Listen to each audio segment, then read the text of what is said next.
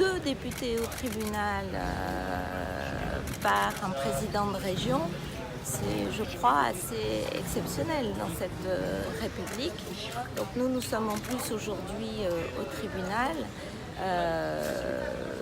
parce que le président de région, Didier Robert, estime d'ailleurs sur la base d'un mensonge, estime que nous n'avions pas à être dans un bâtiment public destiné à la lecture pour tous.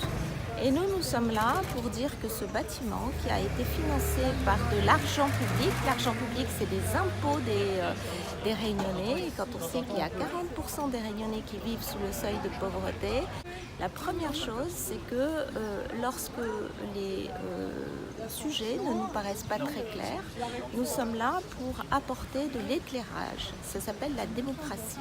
La deuxième chose, c'est que je suis députée et donc je vote le budget.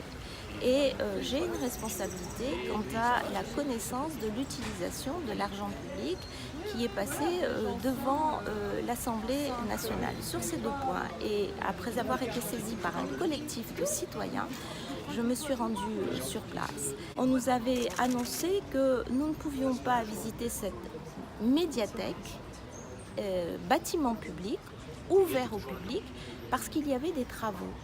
Le terrain nous remontait qu'il n'y avait pas de travaux. Alors nous sommes allés sur place pour constater s'il y avait ou pas des travaux. Lorsque nous sommes arrivés, il n'y avait ni panneau avec un numéro de permis de construire, ni ouvrier, ni entreprise, ni balisage. Aucun indicateur, d'ailleurs la presse en a largement fait état, aucun élément qui montrait qu'il y avait des travaux. Donc l'élément cité par le directeur de cabinet de la région, Vincent Bègue, nous ne l'avions pas constaté sur le terrain.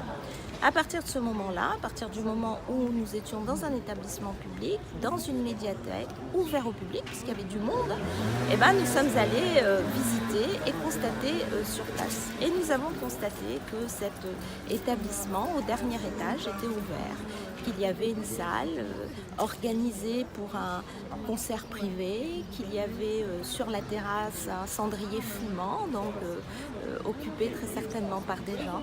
Et en descendant, nous avons derrière les vitres constaté que les salles, des grandes salles de lecture étaient complètement opérationnelles, belles, disponibles pour la lecture. Les fonds documentaires avaient été achetés et donc tout cet argent public de 2014, date de la livraison de la médiathèque, et 2018, 4 ans, pendant 4 ans.